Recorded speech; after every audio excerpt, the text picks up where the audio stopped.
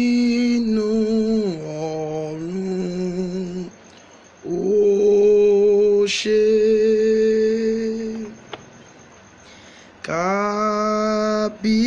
Kábíyèsí rẹ o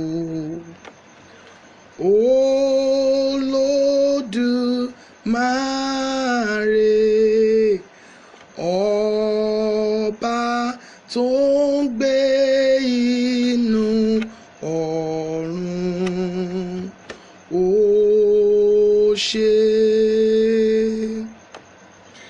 Èmi yóò máa yìn ọ́ Olúwa, n ó máa gbógo rẹ ga o. Èmi yóò máa yìn ọ́ Olúwa mi o, n ó kọ kìkì oore rẹ. Ọlọ́run ayérayé, Ọlọ́run ayérayé, ẹ tó bẹ́ẹ̀ ẹ jù bẹ́ẹ̀ lọ.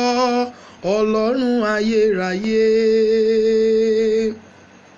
èmi yóò máa yìn ọ́, èmi yóò máa gbé ọ ga, èmi yóò máa yìn ọ́, èmi yóò máa gbé ọ ga. Jésù ṣá máa ṣàtìlẹ́yìn mi, èmi yóò máa gbé ọ ga. Ju gbogbo rẹ̀ lọ, ju gbogbo rẹ̀ lọ, ju gbogbo rẹ̀ lọ o, ìyìn ògo ló yẹ ọ́. Títí láì lọ́pẹ́, títí láì lọ́pẹ́, olóore ó máa ṣe o, títí láì lọ́pẹ́. Happy new month, my darling sister Olúwatómisìn Fágbọ́lá. Ní orúkọ Jésù olùgbàlà, oṣù yìí á pé wa, oṣù yìí á san wá. Nínú oṣù yìí, ní orúkọ Jésù olùgbàlà, wàá lé, wàá bá, wàá dẹ̀ gbà padà ní orúkọ Jésù. Gbogbo ẹnu tó gàn án ní àwọn oṣù tó lò sẹ́yìn, ní àwọn ọdún tó lò sẹ́yìn, wọ́n á padà kí ọ kú oríire nínú oṣù yìí ní orúkọ Jésù. My brother Femi Joshua, you are welcome. Happy new month.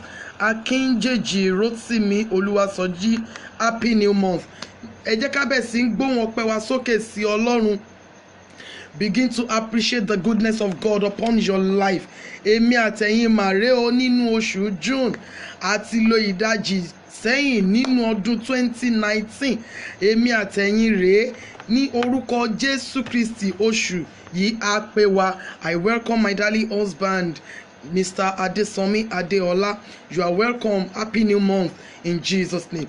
Mo kí yín, good morning. Akinjeji Rotimi, good morning. Nínú oṣù yìí lórúkọ Jésù, ẹ rí ọwọ́ Ọlọ́run sí rere, ojú rere àti àánú Ọlọ́run àwa ayé yín rí ní orúkọ Jésù Olúwa. Ẹ jẹ́ ká bẹ̀ sí ń gbóhùn ọpẹ́ wa sókè sí Ọlọ́run. Let us begin to appreciate him. Let us begin to say good things to him. Let us begin to say sweet things to him. He has been so faithful. He has been so good unto us. Let us begin to appreciate him. Ẹ jẹ́ ká bẹ̀ sí ń sọ fún wípé Olúwa o ṣé. Tí kì bá ń ṣe orí ọ̀fẹ́ àti àánú Ọlọ́run, ibo lèmi àtẹ̀yin ìbá wà lónìí. Àwọn kan lájọ bẹ̀rẹ̀ ọdún yìí tí wọn ò sí mọ́ lónìí. Àwọn kan ti dìdàkudà, a fi yọ̀ wọ́n, a fi ń gbé orúkọ Ọlọ́run wa ga ní. Ẹ jẹ́ ká sọ fún mi pé o ṣé o, Olúwa o ṣé, Olúwa o ṣé, Olúwa o ṣé. Oṣù January ó kọjá, oṣù February ó kọjá, oṣù March, April, May, àtèmi àtẹ̀yin a tún fi ayọ̀ àti àlàáfíà a fi wọ inú oṣù June. Ẹ jẹ́ ká bẹ̀ sí ń sọ fún yín pé ó ṣé, Olúwa o ṣé, Olúwa o ṣé, Olúwa o ṣé, ẹ̀mí àwọn wòlíì o ṣé, àpáta Ísírẹ́lì ó ṣé.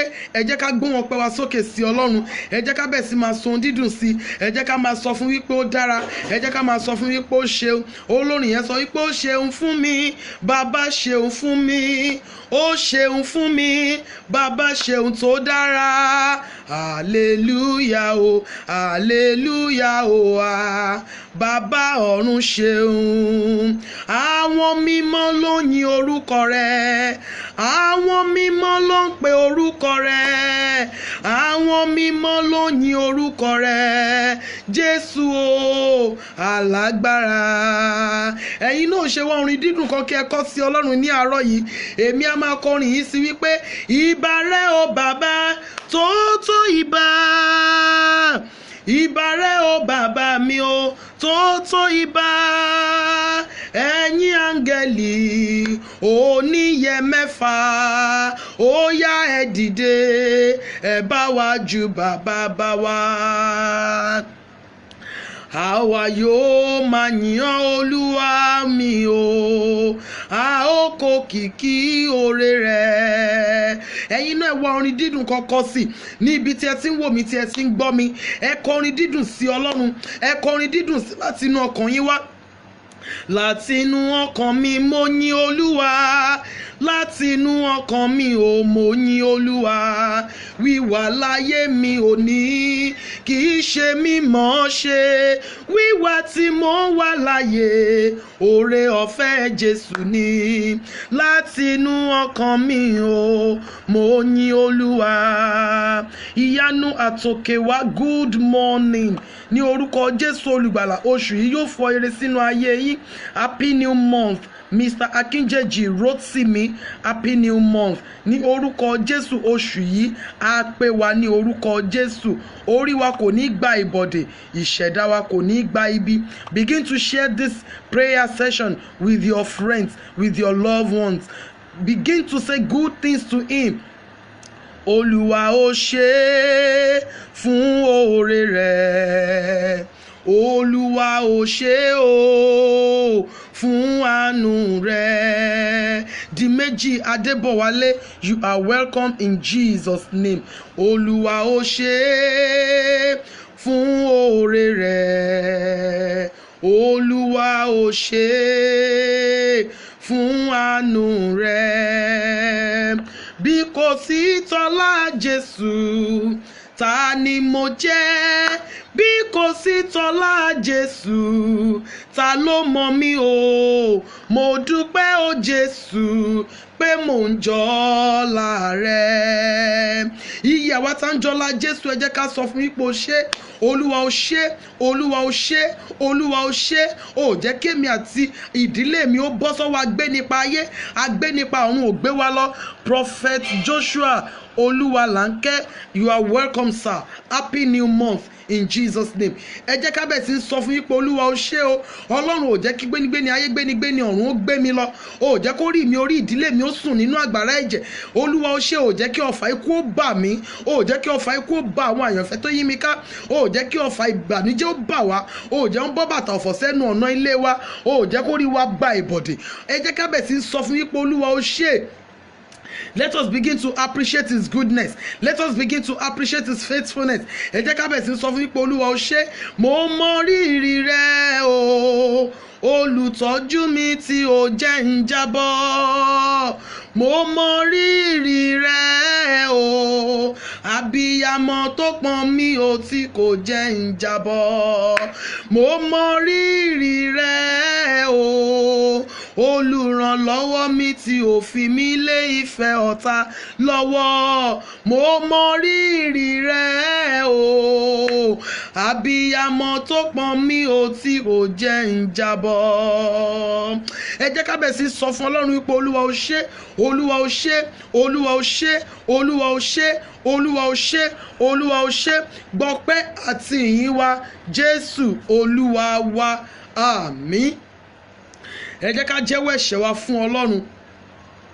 Olúwa wò mí ṣe ní àánú ní àárọ̀ yìí.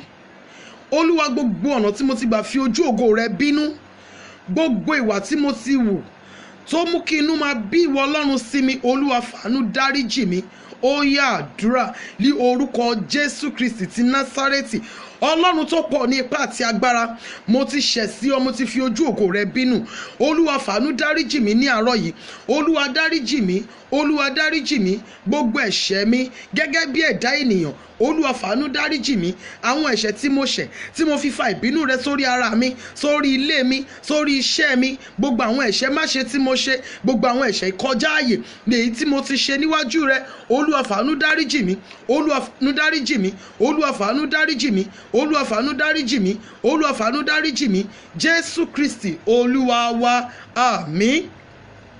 Ẹ jẹ́ ká sọ fún Ọlọ́run ní àárọ̀ yìí, Olúwa yà mí sí mímọ́, Olúwa yà mí sí mímọ́, Olúwa rọ òjò ẹ̀jẹ̀ Jésù Kristi lé mi lórí, Olúwa dà ẹ̀jẹ̀ Jésù Kristi lé mi lórí, Olúwa yà mí sí mímọ́. Ó yá àdúrà ní orúkọ Jésù Kristi ti Násárẹ́tì, Ọlọ́run tó pọ̀ ní ipá àti agbára, àtèmi àti ilé mi, Olúwa yà wá sí mímọ́, Olúwa yà wá sí mímọ́, Olúwa yà wá sí mímọ́, Olúwa dà ẹ̀jẹ̀ Jésù Kristi lé wa lórí, ẹ̀jẹ̀ Jésù Kristi Olúwa dà lé wa lórí, Jésù Olúwa wa, àmín. Ẹ já sọ fún Ọlọ́run, Olúwa dà ẹ̀jẹ̀ rẹ lé mi lórí, Jésù olùgbàlà dà ẹ̀jẹ̀ rẹ lé mi lórí, rì mí sínú agbada ẹ̀jẹ̀ Jésù Kristi, gbogbo àmì ìkórira, àmì ogun, àmì àṣetì, àmì ikú òjijì èyí tí ọwọ́ òkùnkùn ti fi sí mi lára, ẹ̀jẹ̀ Jésù Kristi ó yá máa parẹ́ ní àárọ̀ yìí. Ó yá àdúrà ní orúkọ Jésù, ní orúkọ Jésù, ní orúkọ Jésù Kristi ti Násárẹ́tì, Ọlọ́run tó pọ̀ ní ipá àti agbára, ẹ̀jẹ̀ Jésù Kristi Olúwa dà lé mi lórí, àtẹ̀mí àtọmọ àtọkọ àti gbogbo àwọn àyànfẹ́ tó yí mi káàkiri, ẹ̀jẹ̀ Jésù Kristi Olúwa dà lé wa lórí, ẹ̀jẹ̀ Jésù Kristi Olúwa dà lé wa lórí, Olúwa dà ẹ̀jẹ̀ Jésù lé wa lórí, ẹ̀jẹ̀ Jésù olùgbàlà Olúwa dà lé wa lórí, ẹ̀jẹ̀ Jésù olùgbàlà Olúwa dà lé wa lórí, àtèmi àtàwọn ọmọ mi àtọkọ mi àti gbogbo àwọn àyànfẹ́ tó yí wa káàkiri, gbogbo àmì ikú òjijì, àmì àṣetì, àmì àìríná, àmì àìrílò, àmì ẹkún, àmì ikú òjijì, àmì ìbànújẹ́, àmì òkùnkùn gbogbo èyí tí ọwọ́ òkùnkùn fi sí wa lára, ẹ̀jẹ̀ Jésù Kristi ó yá máa parẹ́, ẹ̀jẹ̀ Jésù Kristi ó yá máa parẹ́, ẹ̀jẹ̀ Jésù Kristi ó yá máa parẹ́, Jésù Olúwa wa, àmín. Olúwa fún mi ní ẹ̀jẹ̀ Jésù mu, Olúwa fún mi ní ẹ̀jẹ̀ Jésù mu, gbogbo àfúnjẹ ojú oorun, àfúnjẹ inú àlá tó sọ mí di òkú òórùn sí àwọn olóore, tó sọ mí di òkú òórùn ní orí ilẹ̀ ayé, ẹ̀jẹ̀ Jésù máa poró rẹ̀ ní àárọ̀ yìí. Olúwa fún mi ní ẹ̀jẹ̀ Jésù mu. Ó yá àdúrà ní orúkọ Jésù Kristi ti Násárẹ́tì, Olúwa fún mi ní ẹ̀jẹ̀ Jésù mu, àtèmi àtàwọn ọmọ mi àtọkọ mi, Olúwa fún wa ní ẹ̀jẹ̀ Jésù mu, Olúwa fún wa ní ẹ̀jẹ̀ Jésù mu, Olúwa fún wa ní ẹ̀jẹ̀ Jésù mu, Olúwa fún wa ní ẹ̀jẹ̀ Jésù mu, gbogbo àfúnjẹ ojú oorun, àfúnjẹ inú àlá èyí tó sọ wá di òkú ọ̀run, orúkọ Jésù olùgbàlà, ẹ̀jẹ̀ Jésù máa poró rẹ̀, ẹ̀jẹ̀ Jésù máa poró rẹ̀, ẹ̀jẹ̀ Jésù máa poró rẹ̀, ẹ̀jẹ̀ Jésù máa poró rẹ̀. Olúwa fún wa ní ẹ̀jẹ̀ Jésù mu, Olúwa fún wa ní ẹ̀jẹ̀ Jésù mu, Jésù Kristi Olúwa wa, àmín. Mr. Olukayode Samuel, you are welcome in Jesus' name.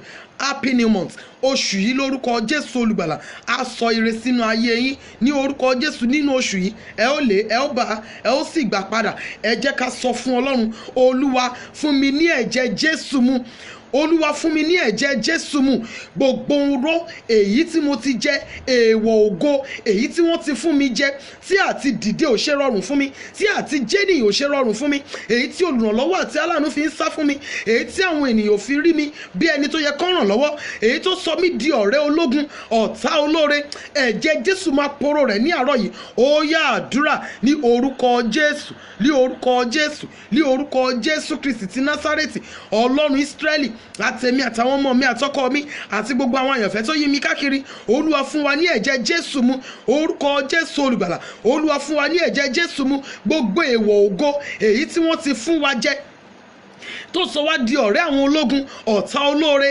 ẹ̀jẹ̀ Jésù máa poró rẹ̀, ẹ̀jẹ̀ Jésù máa poró rẹ̀, ẹ̀jẹ̀ Jésù máa poró rẹ̀ ní orúkọ Jésù olùgbàlà. Àfúnjẹ ojú oorun, àfúnjẹ ojú àlá èyí tí wọ́n ti fún èmi àtàwọn ọmọ mi àtọkọ mi jẹ àti àwọn àyànfẹ́ tó yí mi káàkiri, ní orúkọ Jésù, ẹ̀jẹ̀ Jésù poró rẹ̀ ní àárọ̀ yìí, ẹ̀jẹ̀ Jésù poró rẹ̀ ní àárọ̀ yìí, ẹ̀jẹ̀ Jésù poró rẹ̀ ní àárọ̀ yìí, Jésù Kristi Olúwa wa. Ẹ jẹ́ ká jọ kọ orin yìí, ẹ̀jẹ̀ Jésù o, ẹ̀jẹ̀ Jésù ni mo pè, ẹ̀jẹ̀ Jésù máa ṣàn lórí ayé mi, fomi ara rẹ̀ wẹ̀ mí, fẹ̀jẹ̀ ara rẹ̀ wẹ̀ mí o, iná ẹ̀mí mímọ́ gbé mi ró, ẹ̀jẹ̀ Jésù máa ṣàn lórí ayé mi o.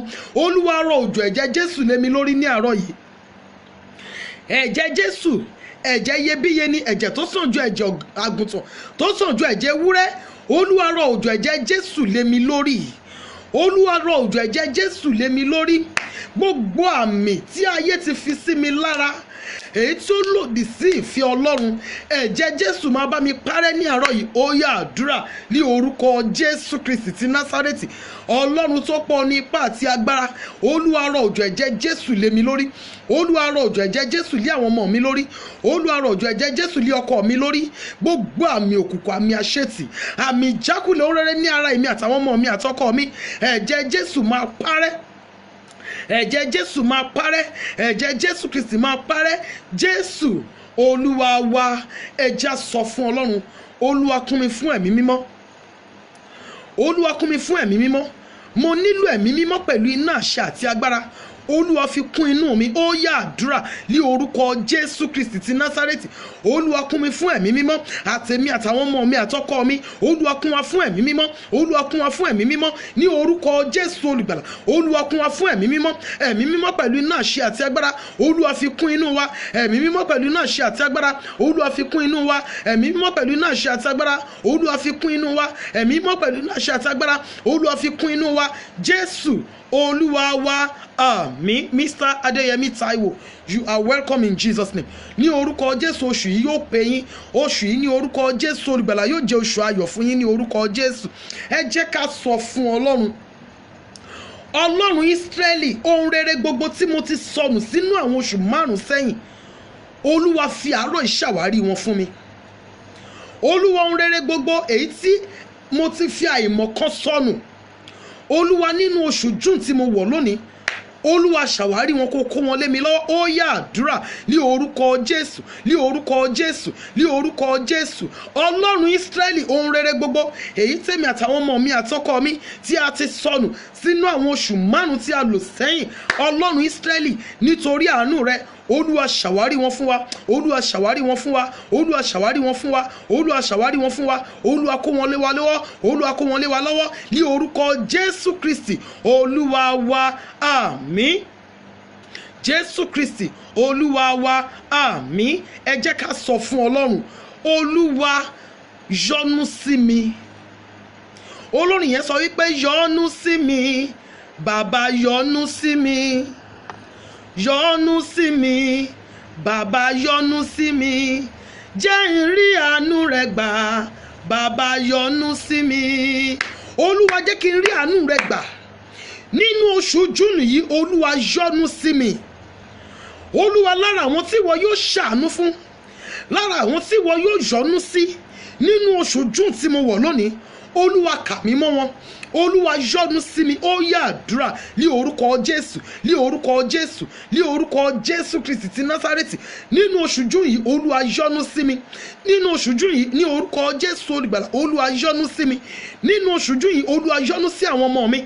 Ọlọ́run Ísírẹ́lì yọ́nú sí ọkọ mi. Ní orúkọ Jésù, Olúwa yọ́nú sí wa. Àwọn àyànfẹ́ tó yí mi káàkiri, Olúwa yọ́nú sí wọn. Orúkọ Jésù, Olúwa yọ́nú sí wa. Ọlọ́run tó pọ̀ ní ipá àti agbára yọ́nú sí wa. Ní orúkọ Jésù, nínú àwọn tí Ọlọ́run yóò ṣàánú fún, nínú àwọn tí Ọlọ́run yóò yọ́nú sí nínú oṣù yìí, Olúwa kà wá mọ́ wọn. Olúwa kà wá mọ́ wọn. Olúwa kà wá mọ́ wọn. Ọlọ́run yọ́nú sí wa. Jésù Kristi Olúwa wa. Àmín. Mr. Bolaji Oyeleke, you are welcome, sir. Bowen Worldwide, you are welcome here in Jesus name. Happy new month, sir. Ní orúkọ Jésù, nínú oṣù yìí ẹ ò ní farapa.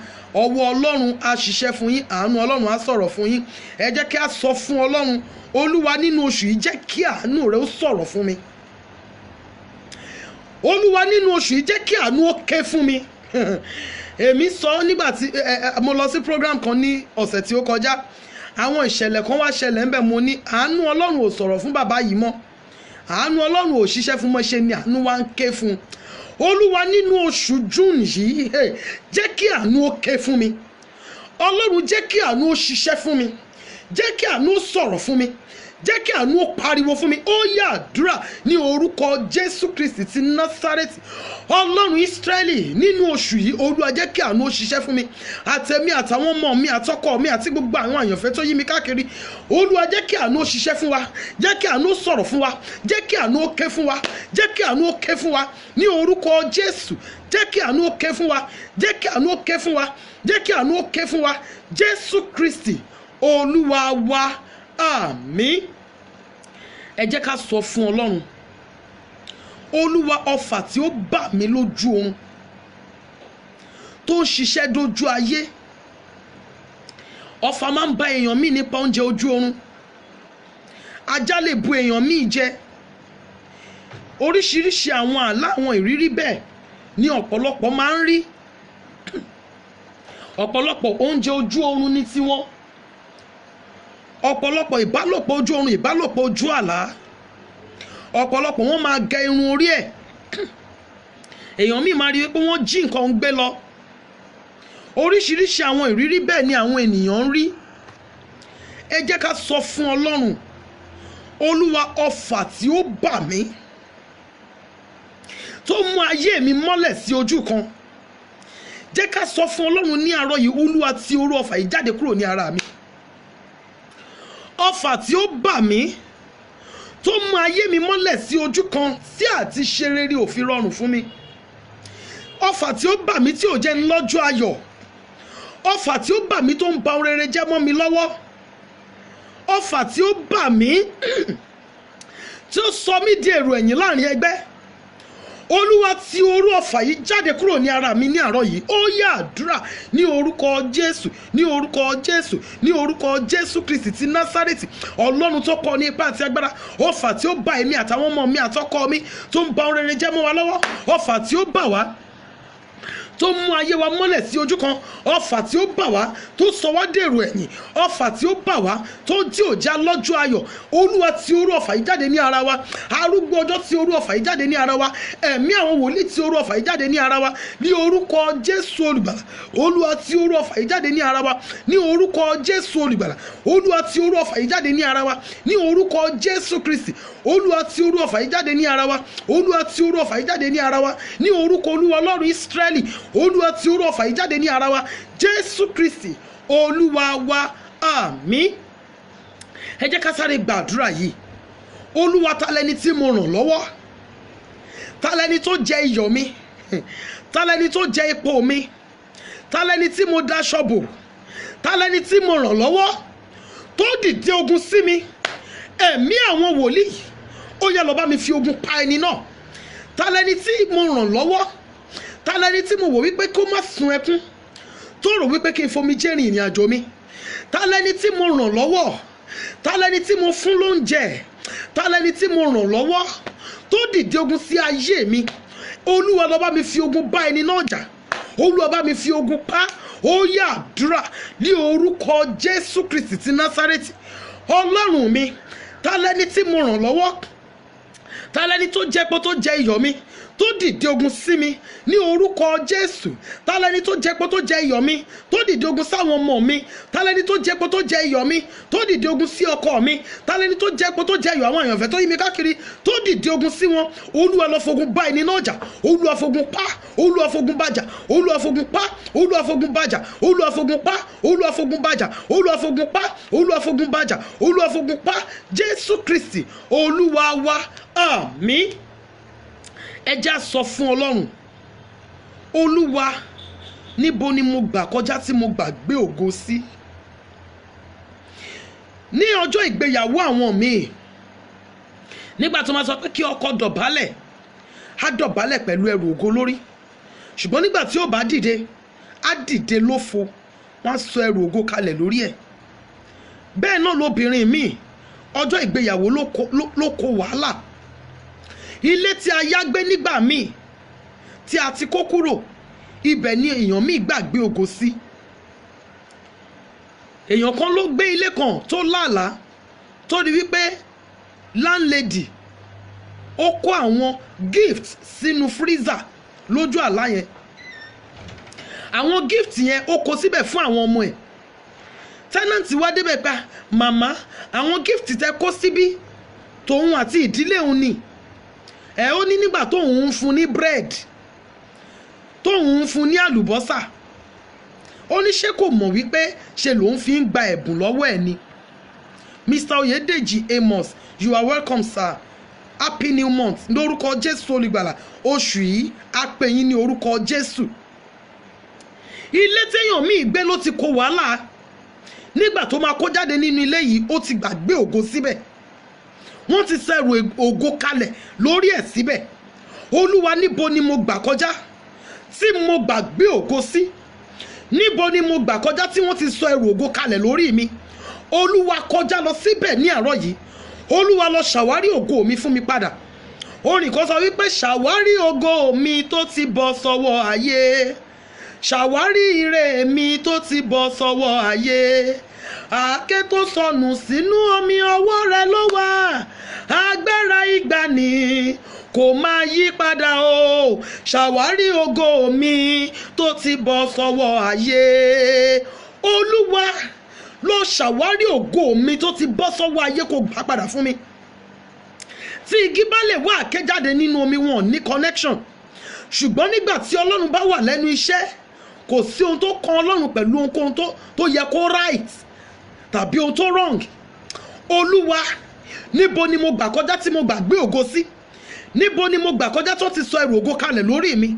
Olúwa kọjá lọ síbẹ̀, olúwa lọ ṣàwárí ògo mi fún mi, olúwa lọ gba ògo mi padà fún mi. Ó yá àdúrà ní orúkọ Jésù Kristi ti Násárẹ́tì.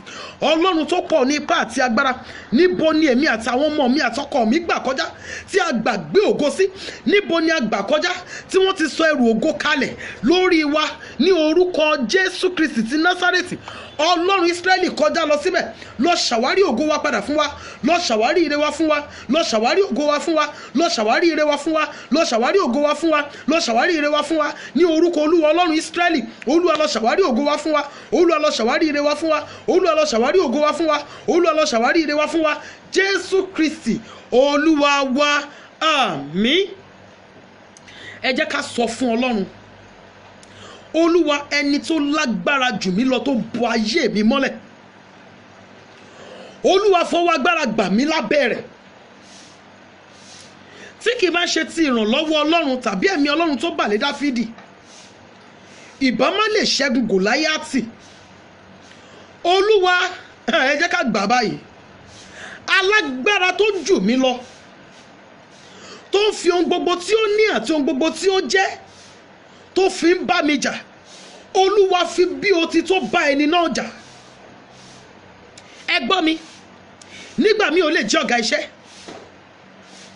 nígbà míì ó lè jẹ́ ibi tí a ti ń ṣiṣẹ́, ó lè jẹ́ àwọn tí a jọ ń ṣiṣẹ́ kan náà, ṣùgbọ́n tí agbára wọn ju tiwa lọ nínú iṣẹ́ tí a ń ṣe, tó ń bá dẹ̀ ti fi gbogbo ohun tí ó ní, gbogbo ohun tí ó jẹ́, tó ń bá fi ń ba ayé ènìyàn jà, àti lè ṣe rere fún ẹnìyẹn máa ní agbára díẹ̀.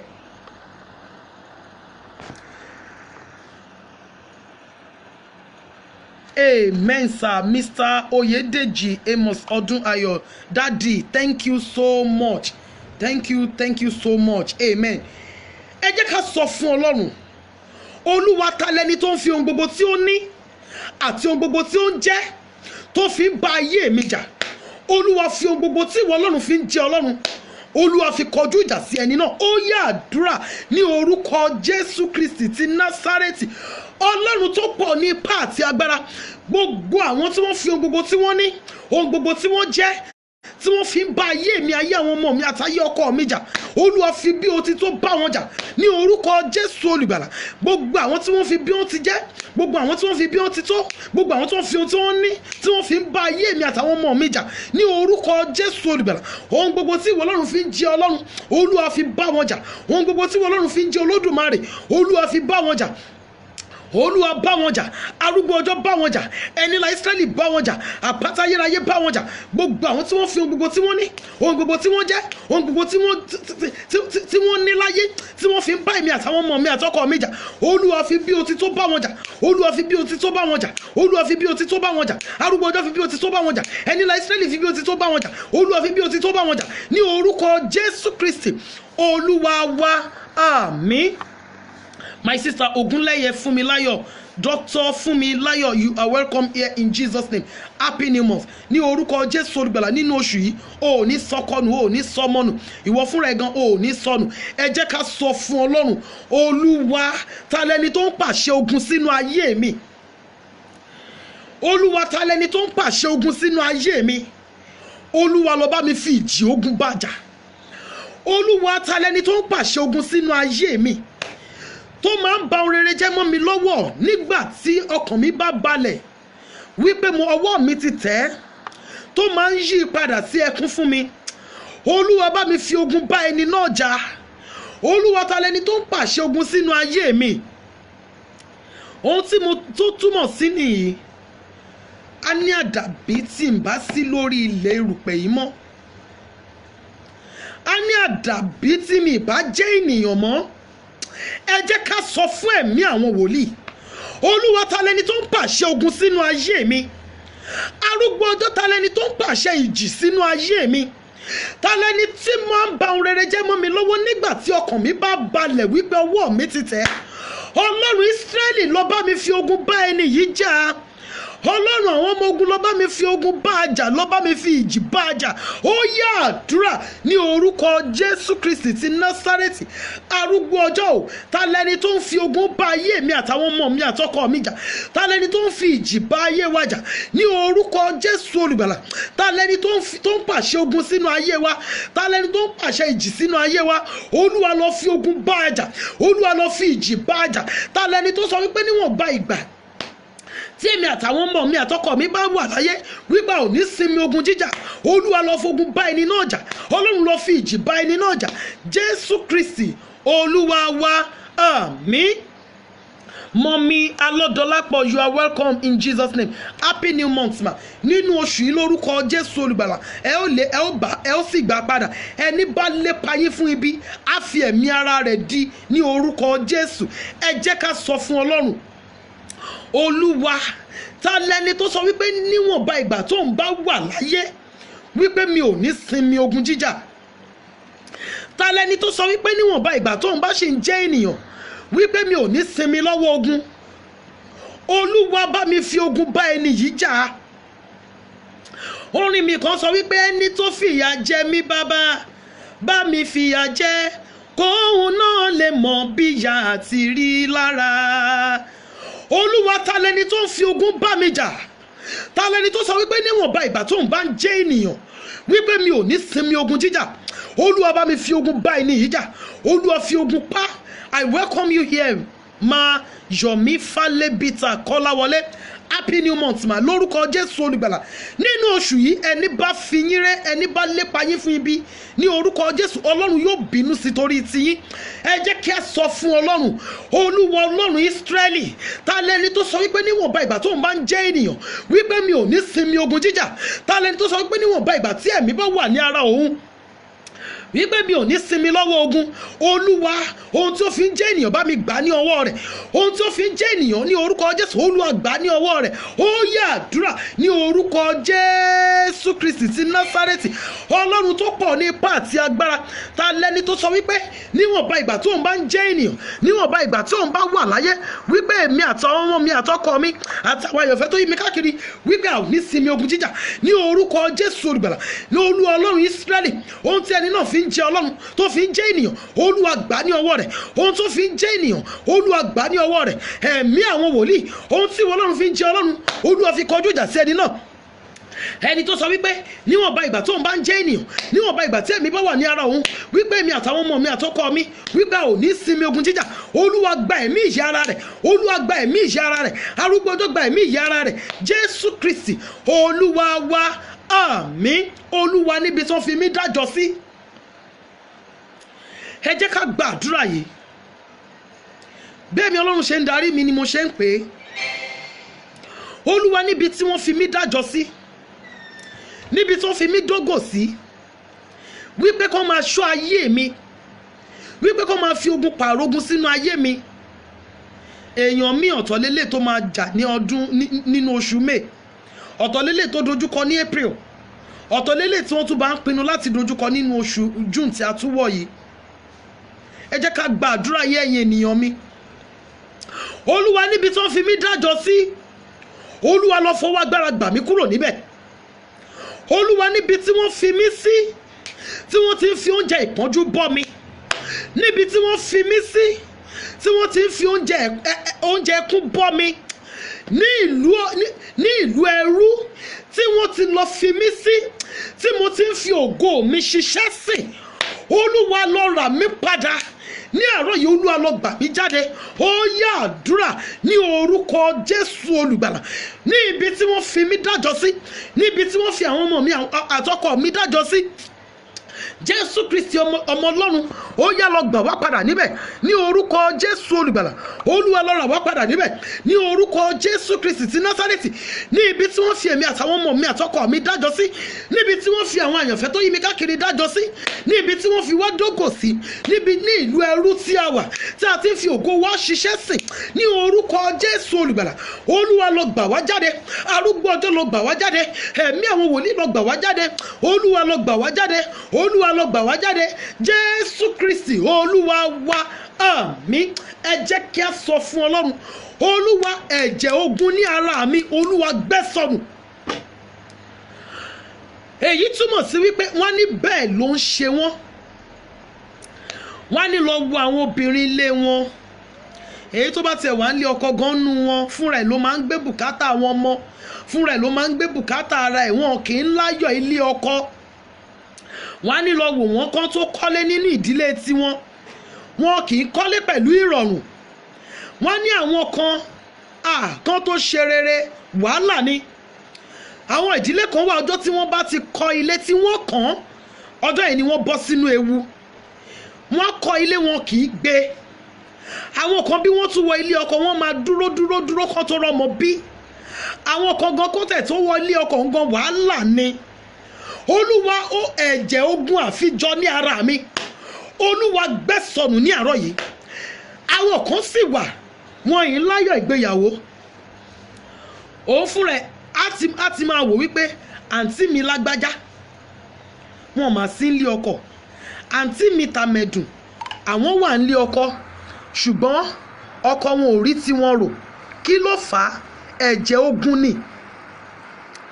Ẹ̀jẹ̀ ogun ni.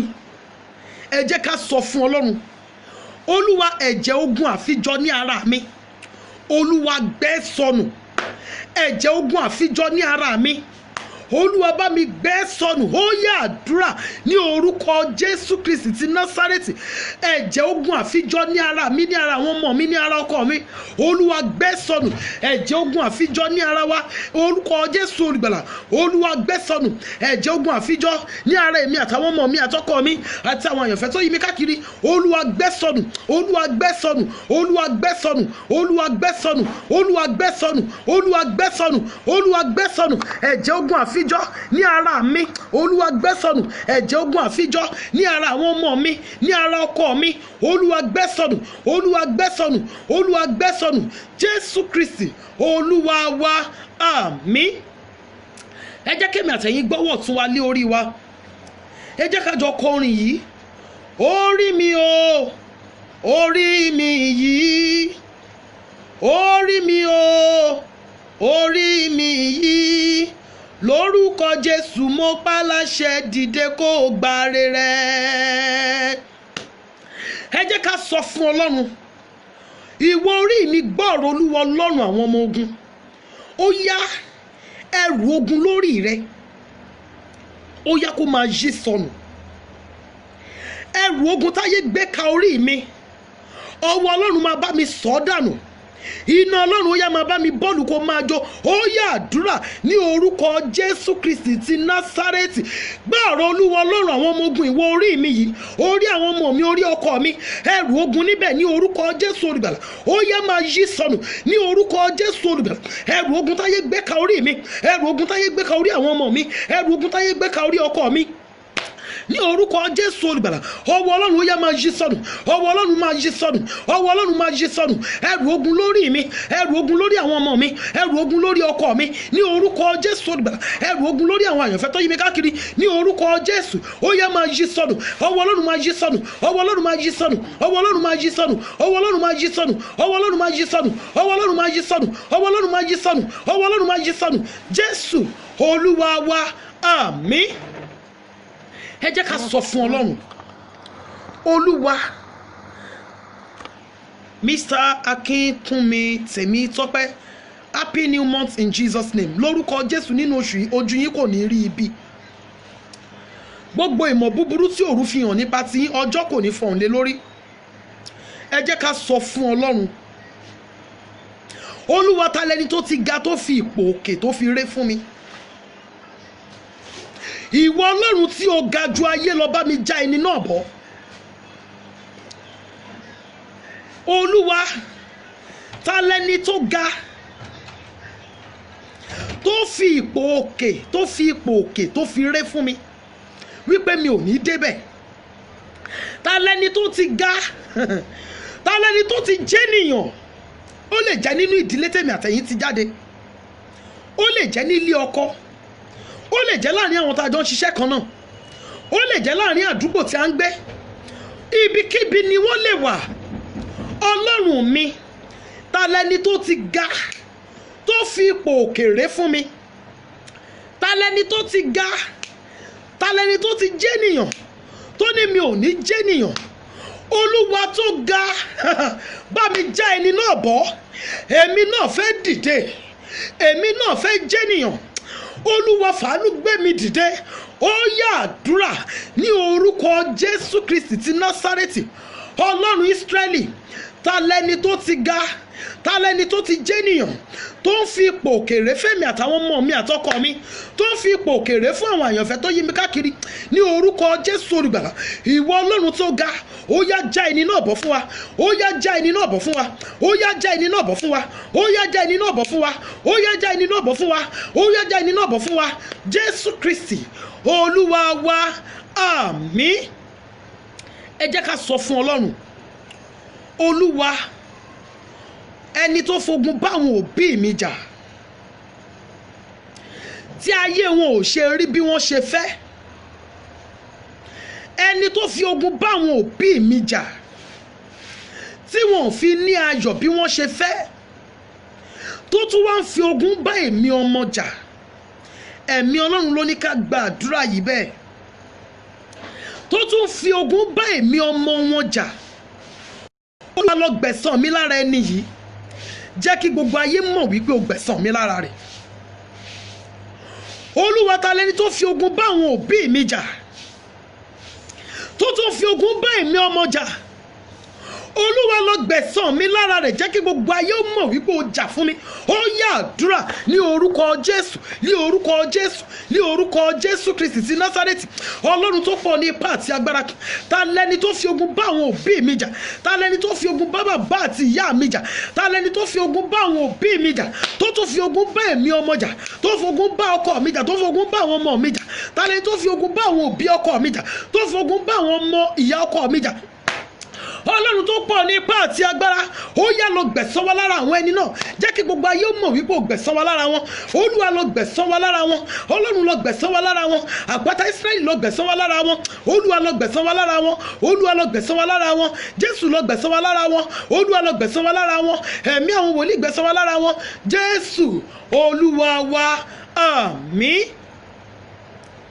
Olórin kan sọ pé ó ní kọ́kọ́rọ́ ọlá mi kò má sí lọ́wọ́ ọ̀tá, ilẹ̀kùn ayọ̀ mi ọ̀dọ̀ Jésù ló wà o. Ó ní ṣílẹ̀kùn ayọ̀ mi, bàbá ṣílẹ̀kùn ayọ̀ mi, ìbànújẹ́ ò jẹ́ kó jìnnà sílé mi, wàá múnú mi dùn bàbá onílé ayọ̀, ọ̀rọ̀ ayọ̀ mi má jẹ́ kó pa mí lẹ́kún. Olúwa nínú oṣù yìí, Olúwa ṣí ilẹ̀kùn ayọ̀ mi, ilẹ̀kùn ayọ̀ tí ọ̀tá tì, tí wọ́n rò wípé kò lè ṣí mọ́ fún mi. Olúwa fàánú ṣí fún mi ní àárọ̀ yìí. Olúwa fi àánú ṣí fún mi ní àárọ̀ yìí. Ó yá àdúrà ní orúkọ Jésù, ní orúkọ Jésù, ní orúkọ Jésù Kristi. Olúwa nínú oṣù yìí lọ ṣí ilẹ̀kùn ayọ̀ mi. Nínú oṣù yìí lọ ṣí ilẹ̀kùn ayọ̀ fún àwọn ọmọ mi. Nínú oṣù yìí lọ ṣí ilẹ̀kùn ayọ̀ fún ọkọ mi. Nínú oṣù yìí lọ ṣí ilẹ̀kùn ayọ̀ fún wa. Nínú oṣù yìí lọ ṣí ilẹ̀kùn ayọ̀ fún wa. Ní orúkọ Jésù olùgbàlà lọ ṣí ilẹ̀kùn ayọ̀ fún wa. Ní orúkọ Jésù ilẹ̀kùn ayọ̀ tí ọ̀tá ti tì pa, tí wọ́n rò pé kò sí ẹni tó lè ṣí mọ́ fún wa. Nínú oṣù yìí lọ fàánú ṣí fún wa. Olúwa fàánú ṣí fún wa. Olúwa fàánú ṣí fún wa. Olúwa fàánú ṣí fún wa. Olúwa fàánú ṣí fún wa. Jésù Kristi Olúwa wa, àmín. Ẹ jẹ́ ká bẹ̀rẹ̀ sí máa ṣí àdúrà yìí pẹ̀lú àwọn ènìyàn. Ṣùgbọ́n báyìí àdúrà yìí ó máa táàgì èèyàn kan tàbí èèyàn méjì. Táàgì èèyàn kan tàbí èèyàn méjì pẹ̀lú àdúrà yìí. bá a ṣe fẹ́ gbà ní olúwa ẹni tí mo táàgì yìí ó túmọ̀ sí pé ẹni tí mo dìmú yìí ẹ̀mí àjòjì tó ń gbé ní àgọ́ ara rẹ̀ tó máa ń ṣáájú rẹ̀ dé ibi ire tó máa lọ ń ba ibẹ̀ jẹ́ fún olúwa lé jáde ní àárọ̀ yìí pẹ̀lú iná. Ẹni tí mo táàgì yìí ẹni tí mo invite yìí ẹni tí mo ṣí àdúrà yìí pẹ̀lú ẹni tí mo dìmú yìí ló ń jẹ́ bẹ́ẹ̀. Olúwa ẹ̀mí àjòjì tó wà ní ara ẹni yìí tó máa ń ṣáájú rẹ̀ dé ibi ire tó máa lọ ń ba ibi ire jẹ́ fún olúwa lé jáde pẹ̀lú iná ní àárọ̀ yìí. Ó yá àdúrà ní orúkọ Jésù, ní orúkọ Jésù, ní orúkọ Jésù Kristi ti Násárẹ́tì, alágbára nínú àwọn ọ̀run, àtẹ̀mí àtàwọn ọmọ mi àtọkọ mi. Ẹ̀mí àjèjì tó ń gbé ní àgọ́ ara wa tó máa ń ṣáájú wa dé ibi ire tó máa lọ ń bá orere jẹ́ mọ́ wa lọ́wọ́ ní orúkọ olúwa ọlọ́run Ísírẹ́lì, olúwa lé jáde pẹ̀lú iná, olúwa lé jáde pẹ̀lú iná. Ọ̀rọ̀ ọlọ́run sáà wípé àyà yóò pa àlejò wọ́n fi ìbẹ̀rù jáde ní ibi kọ́lọ́fín wọn. Ẹ̀yin àjòjì ẹ̀mí, ẹ̀yin àlejò òkùnkùn ní àgọ́ ara èmi àtàwọn ọmọ mi àtọkọ mi tẹ́ máa ń ṣáájú wa dé ibi ire ní orúkọ olúwa ọlọ́run Ísírẹ́lì, mo lé yín jáde pẹ̀lú orúkọ Jésù. Ó yá ẹ jáde, ó yá ẹ jáde, ó yá ẹ gbiná sọnù, ó yá ẹ jáde, ó yá ẹ gbiná sọnù. Jésù Kristi olúwa wa, àmín. Ẹ jẹ́ ká sọ fún ọlọ́run, olúwa fi agbára kún ohùn mi, olúwa fi ògo kún orúkọ mi, olúwa fi agbára kún ohùn mi, olúwa fi ògo kún orúkọ mi. Ó yá àdúrà ní orúkọ Jésù Kristi ti Násárẹ́tì. Olúwa fi agbára kún ohùn mi, olúwa fi ògo kún orúkọ mi, olúwa fi agbára kún ohùn àwọn ọmọ mi, olúwa fi ògo kún orúkọ àwọn ọmọ mi, olúwa fi agbára kún ohùn ọkọ mi, olúwa fi ògo kún orúkọ ọkọ mi, olúwa fi agbára kún ohùn àwọn àyànfẹ́ tó yí mi káàkiri, olúwa fi ògo kún orúkọ wọn. Jésù olùgbàlà fi agbára kún ohùn wa, olúwa fi ògo kún orúkọ wa. Jésù Kristi olúwa wa, àmín. Ẹ jẹ́ ká sọ fún ọlọ́run, olúwa jẹ́ kí ohùn mi di mímọ̀ ní ọ̀run. Let my voice be registered in heaven. Ṣé mọ̀ pé tí fóònù bá ní code, oríṣiríṣi code lèèyàn fi ń ṣí fóònù láyé òde òní, àbí àwọn devices bíi fóònù, bíi laptop, bíi iPad, àwọn oríṣiríṣi bẹ́ẹ̀. Àwọn míì máa ń lo voice, àwọn míì máa ń lo finger, àwọn míì máa ń lo code, àwọn míì máa ń lo pin. Tẹ́ bá lo wrong one fún kò ní ṣí. Olúwa, let my voice be registered in heaven. Jẹ́ kí ohùn mi ó di mímọ̀ ní ọ̀run. Ní gbogbo ìgbà tí n bá gbóhùn mi sókè nínú àdúrà, nínú orin, jẹ́ kí ọ̀run àánú ó máa ṣí fún mi. Ó yá àdúrà ní orúkọ Jésù Kristi ti Násárẹ́tì, ọlọ́run Ísírẹ́lì, jẹ́ kí ohùn mi ó di mímọ̀ ní ọ̀run. Ní orúkọ Jésù Kristi ti Násárẹ́tì, jẹ́ kí ohùn mi ó di mímọ̀ ní ọ̀run. Ní orúkọ Jésù olùgbàlà, jẹ́ kí ohùn mi ó di mímọ̀ ní ọ̀run. Jẹ́ kí ohùn mi ó di mímọ̀ ní ọ̀run. Jẹ́ kí ohùn mi ó di mímọ̀ ní ọ̀run. Jẹ́ kí àwọn ọmọ mi, ohùn ọkọ mi ó di mímọ̀ ní ọ̀run. Jẹ́ kí àwọn ọmọ àyànfẹ́ tó yí mi káàkiri ó di mímọ̀ ní ọ̀run. Ní orúkọ Jésù olùgbàlà, jẹ́ kí ohùn wa ó di mímọ̀ ní ọ̀run. Ní orúkọ Jésù olùgbàlà, let our voices be registered in heaven in the mighty name of Jesus Christ. Let our voices be registered in heaven in the mighty name of Jesus. Ní orúkọ Jésù olúwa wa, àmín. Mo ń ka ìwé Jeremiah. I am reading from Jeremiah chapter 32. I start reading from verse 16. Mo sì gbàdúrà sí Olúwa lẹ́yìn ìgbà tí mo ti fi ìwé rírà náà fún Bárúkì ọmọ Neriah wípé, ha, Olúwa Ọlọ́run, wò ó, ìwọ tí ó dá ọ̀run òun ayé nípa agbára ńlá rẹ àti nípa nína apá rẹ, kò sí ohunkóhun tí ó ṣòro fún ọ. Ẹ jẹ́ ká sáré fi ibẹ̀ yẹn gbàdúrà. Olúwa, má jẹ́ kí tèmi ó ṣòro fún ọ. Olúwa, má jẹ́ kí ó ṣòro fún ọ láti sọ mí daláyọ̀ nínú oṣù yìí. Ọlọ́run, má jẹ́ ó ṣòro fún ọ láti sọ mí dolóríire nínú oṣù yìí. Olúwa má jẹ́ ó ṣòro fún ọ láti parí ogun jíjà mi nínú oṣù yìí. Ó yá àdúrà ní orúkọ Jésù, ní orúkọ Jésù, ní orúkọ Jésù Kristi ti Násárẹ́tì. Ọlọ́run tó pọ̀ ní ipá àti agbára. Olúwa má jẹ́ ó ṣòro fún ọ láti sọ mí di aláyọ̀ nínú oṣù yìí. Àtẹ̀mí àtàwọn ọmọ mi àtọkọ mi àti gbogbo àwọn àyànfẹ́ tó yí mi káàkiri. Olúwa má jẹ́ ó ṣòro fún ọ láti sọ wá di aláyọ̀ nínú oṣù yìí. Má jẹ́ ó ṣòro fún ọ láti ṣílẹ̀kùn ayọ̀ fún wa nínú oṣù yìí. Má jẹ́ ó ṣòro fún ọ láti sọ wá di ọlọ́lọ́ nínú oṣù yìí. Má jẹ́ ó ṣòro fún ọ láti tilẹ̀kùn ogun níwájú wa nínú oṣù yìí. Má jẹ́ ó ṣòro fún ọ láti parí ogun wa nínú oṣù yìí. Jésù Olúwa wa, àmín. Verse 18. Ìwọ ṣe àánú fún ẹgbẹẹgbẹ̀rún, ó sì sọ àìṣedéédé àwọn baba sí àyà àwọn ọmọ lẹ́yìn wọn. Ọlọ́run títóbi, alágbára, Olúwa àwọn ọmọ ogun lé orúkọ rẹ̀. Ẹ jẹ́ ká sọ fún Ọlọ́run. Ó ní Ọlọ́run ń ṣàánú fún ẹgbẹẹgbẹ̀rún. Ẹ jẹ́ ká sọ fún Ọlọ́run. Olúwa wá ṣàánú fún mi láàrin àwọn ọ̀pọ̀lọpọ̀ ènìyàn tí yóò rí àánú rẹ gbà nínú oṣù yìí. Olúwa kà mí mọ́ wọn. Olúwa mú mi rí àánú rẹ gbà nínú oṣù yìí. Jẹ́ kí àánú ó sọ̀rọ̀ fún mi, jẹ́ kí àánú ó ké fún mi. Ó yá àdúrà ní orúkọ Jésù, ní orúkọ Jésù, ní orúkọ Jésù. Nínú oṣù yìí Ọlọ́run tó pọ̀ ní ipá àti agbára, àtẹ̀mí àtàwọn ọmọ mi àtọkọ mi àti gbogbo àwọn àyànfẹ́ tó yí mi káàkiri. Olúwa ṣàánú fún wa. Arúgbó ọjọ́ ṣàánú fún wa. Ọba àwọn ọba ṣàánú fún wa. Ẹni ńlá Ísírẹ́lì ṣàánú fún wa. Ọlọ́run Ísírẹ́lì ṣàánú fún wa. Láàrin àwọn ẹgbẹ̀rún tí yóò rí àánú rẹ gbà, Olúwa kà wá mọ́ wọn. Jésù Olúwa wa, àmín. Ọ̀túnba Ọmọníyì Ọmọdára, happy new month, sir. In Jesus' name, in this month you will have unlimited testimonies. Ẹ jẹ́ ká sọ fún Ọlọ́run. Olúwa nínú oṣù yìí mú mi lé, mú mi bá, mú mi gbà padà.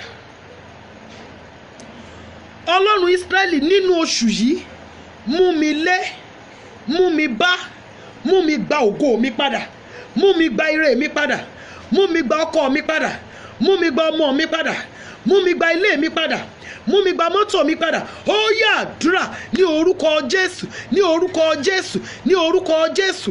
Nínú oṣù yìí Ọlọ́run Ísírẹ́lì àtẹ̀mí àtàwọn ọmọ mi àtọkọ mi, Olúwa mú wa lé, mú wa bá, mú wa gbà padà, mú wa gba ire wa padà, mú wa gba ilé wa padà, mú wa gba mọ́tò wa padà, mú wa gba ìgbéga wa padà, mú wa gba àga ayọ̀ wa, mú wa gbà padà, mú wa gba àga ire wa padà ní orúkọ Jésù Olùgbàlà. Nínú oṣù yìí àtẹ̀mí àtàwọn ọmọ mi àtọkọ mi àti àwọn àyànfẹ́ tó yí mi káàkiri, Olúwa mú wa lé, mú wa bá, mú wa gbà padà ní orúkọ Jésù Kristi ti Násárẹ́tì.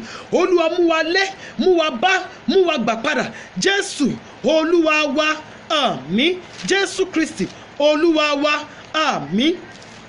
Ẹ jẹ́ ká sọ fún Ọlọ́run. Olúwa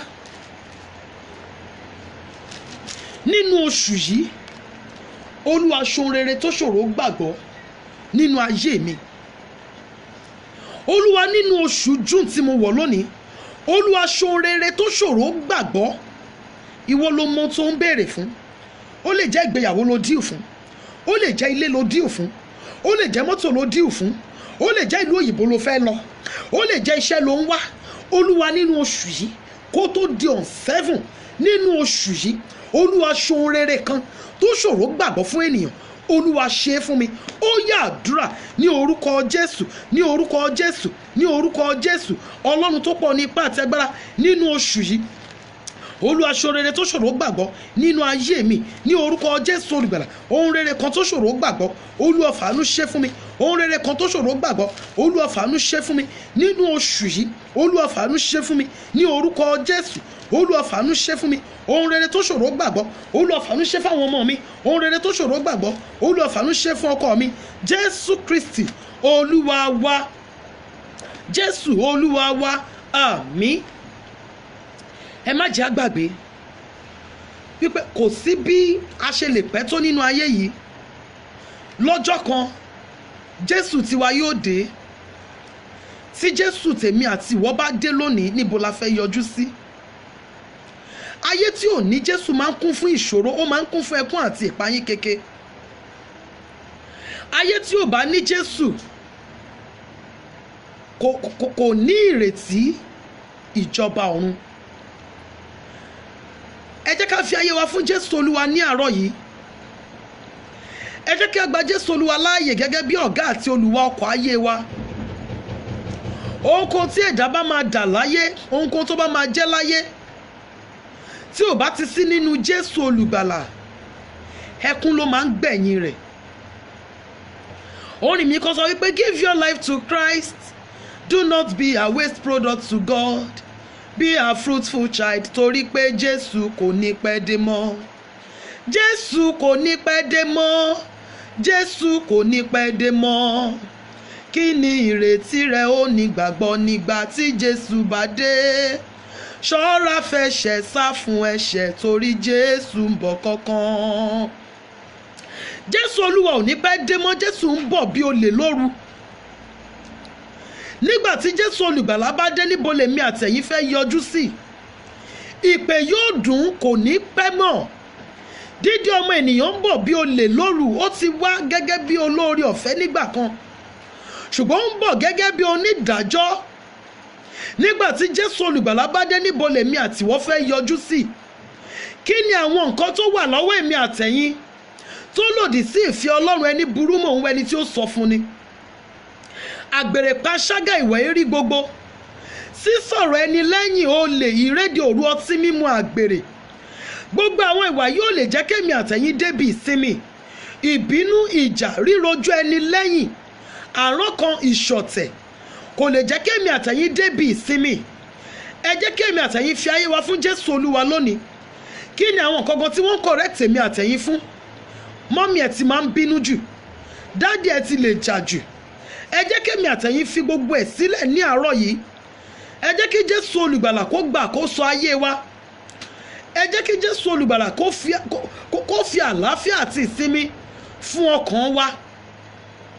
Ní orúkọ Jésù olùgbàlà, agbára láti lè ṣe èyí Ọlọ́run yóò fi fún wa. Ẹ jẹ́ ká sọ fún Ọlọ́run, Olúwa, nígbàkigbà tí ìpè yóò dùn, mú mi rí àánú ìkẹyìn gbà. Nígbàkigbà tí Jésù olùgbàlà yóò dé, Olúwa jẹ́ kí n rí àánú ìkẹyìn gbà. Ó yá àdúrà ní orúkọ Jésù olùgbàlà. Àtèmi àtàwọn ọmọ mi àtọkọ mi àti gbogbo àwọn ènìyàn, àwọn àyànfẹ́ tó yí mi káàkiri, nígbàkúgbà tí Jésù olùgbàlà yóò dé, Olúwa mú wa rí àánú ìkẹyìn gbà. Mú wa jọba pẹ̀lú rẹ ní ìkẹyìn. Ní orúkọ Jésù olùgbàlà, jẹ́ ká dí ọ̀dọ̀ rẹ sinmi ní ìkẹyìn. Gbogbo àwọn ìwà tó wà lọ́wọ́ wa tó lè sọ wá di ọmọ iná ọ̀run àpáàdì, Olúwa gbà á ní ọwọ́ wa. Agbára láti lè fi ayé wa fún Jésù, Olúwa fi fún wa. Jésù Olúwa wa, àmín.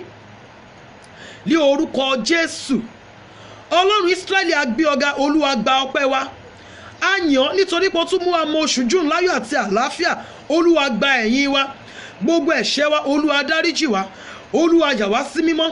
Ẹ̀mí mímọ́ pẹ̀lú iná àṣẹ àti agbára Olúwa fi kúnnú wa. Ọlọ́run wa, a bẹ̀ ọ́. Agbára tí oṣù yìí yóò fi pé wa, tí oṣù yìí yóò fi san wá, Olúwa fi fún wa. Ní orúkọ Jésù olùgbàlà, ohun rere gbogbo tí a ti bá ọ sọ ní àárọ̀ yìí, Olúwa fàánú dáhùn. Àdúrà wa kò ní ìdènà. Àdúrà wa yóò gbà. A ó máa yin Ọlọ́run. Jésù Kristi Olúwa wa, àmín. Psalm tí Ọlọ́run fi fún wa ní oṣù yìí, Psalm òwúrọ̀ wa fún oṣù yìí, Psalm 67. Before going to your place of work, before going to school, before going to your office, make sure you read this psalm. Yóò sì ṣiṣẹ́ fún ọ ní orúkọ Jésù. Psalm 67 ni ẹ̀mí Ọlọ́run fi fún wa ní oṣù yìí, fún psalm òwúrọ̀ wa. Fún psalm àṣálẹ́, Ọlọ́run fún wa ní Psalm 88. Kó tó di wípé mi àtẹ̀yìn lọ sùn, kó tó di wípé agbórí wa lé ibùsùn wa, ẹ jẹ́ ká ka Psalm 88. Please, if you are online, type it. Ẹ jẹ́ kí àwọn ènìyàn rí. Ẹ lè ṣe bí comment. Psalm 88 fún àṣálẹ́, Psalm 67 fún psalm òwúrọ̀. Lórúkọ Jésù olùgbàlà, orí wa kò ní kọ àdúrà. Àtèmi àtẹ̀yìn ní orúkọ Jésù nínú oṣù yìí, a ó ní ẹ̀rí rere. Àlàáfíà ni mo fi yín sí. Àlàáfíà Ọlọ́run kò ní fi wá sílẹ̀. Oṣù yìí á pé wa, oṣù yìí á san wá ní orúkọ Jésù Kristi Olúwa wa, àmín. Èmi ọmọ yín Evangelist Yẹmí Adéọlá ni mo ti ń bá yín sọ̀rọ̀ tá ti jọ ń gba àdúrà láti àárọ̀. Ní orúkọ Jésù a ò ní farapa, ikú ọmọ kò ní wọ ilé wa, ikú aya ikú ọkọ kò ní jẹ́ tiwa. Ẹni bá lépa ẹ̀mí àtẹ̀yìn fún ibi àforí ara rẹ̀ gbé. Àlàáfíà Ọlọ́run kó wà pẹ̀lú wa.